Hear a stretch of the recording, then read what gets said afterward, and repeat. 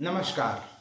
स्वामी विवेकानंद जी की जन्म जयंती राष्ट्रीय युवा दिवस पर सभी स्वजनों को हार्दिक बधाई और शुभकामनाएं। साथ ही उस सर्वोच्च शक्ति से मेरी प्रार्थना है कि मेरे सभी स्वजन युवा बने रहें। अब मूल प्रश्न है कि युवा कौन है।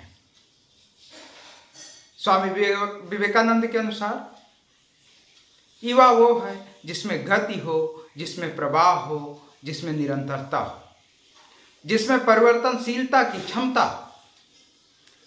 किसी भी व्यक्ति में यदि ये गुण पाया जाता हो तो चाहे 70 साल का व्यक्ति हो या 10 साल का बच्चा, वो युवा कहलाने का अधिकारी है। अब दूसरे बिंदु पर आते हैं कि स्वामी विवेकानंद जी के चिंतन का मूल बिंदु क्या था, चिंतन का मूल स्रोत क्या था। स्वामी जी ने अपने जीवन काल में निरंतर सत्य की खोज के लिए संलग्न रहे और उसके लिए पूरे भारत का भ्रमण किया। तो उन्होंने पाया कि मानव या मानवता का कल्याण एक ही चीज में निहित है, वो वेदांत दर्शन है।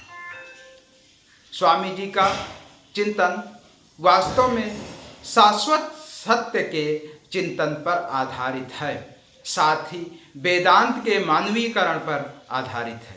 वास्तव में जैसे राधा कृष्ण जी ने कहा था कि Vedanta is final face of humankind, वैसे ही उनसे पूर्व स्वामी विवेकानंद जी ने वेदांत को ही मूल माना और कहा कि मानव के सभी समस्याओं का समाधान वेदांत में ही निहित है।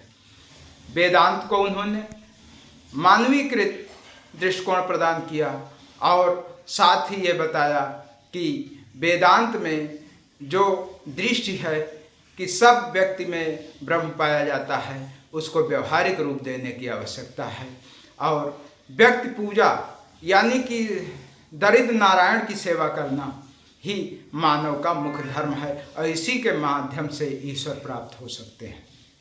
स्वामी जी ने एक चीज जो सबसे अद्भुत बताई कि जो समानता आज पूंजीवादी व्यवस्था में लोग सेल्फ की बात करते हैं, सिर्फ अपना हित की बात करते हैं, वैसे में स्वामी जी का जो चिंतन था वो ये बताता है कि नहीं, समग्र समाज के हित को साधने चलिए। समग्र समाज का हित होगा तभी व्यक्ति का हित होगा।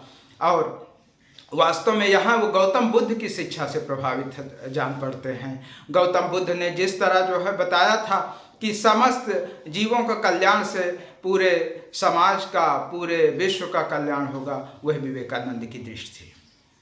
मौके कई बार मिले कि अपने स्वार्थ सिद्धि या आत्म सिद्धि कर सकते थे, लेकिन उन्होंने ऐसा नहीं किया और पूरे समाज की सेवा में अपना जीवन खपा दिया। साथ ही ये भी बात ध्यान देने योग्य है, उन्होंने 2 तरह की चीज़ें की। पहला, एक रामकृष्ण मठ की स्थापना किया, दूसरा उन्होंने रामकृष्ण मिशन की स्थापना की। रामकृष्ण मठ में युवा सन्यासी तैयार किए जाते थे जिनका मुख्य उद्देश्य समाज सेवा करना है और ये सेवा किसके माध्यम से करते थे? रामकृष्ण मिशन के माध्यम से करते थे। इस प्रकार विवेकानंद का चिंतन, विवेकानंद का दृष्टि पूरे समाज कल्याण, मानव कल्याण और राष्ट्रबोध की ओर उन्मुख होता है और निरंतर राष्ट्र के उत्थान की बात करते हैं और राष्ट्रवाद को पोषित करते हैं। जय हिंद, जय भारत।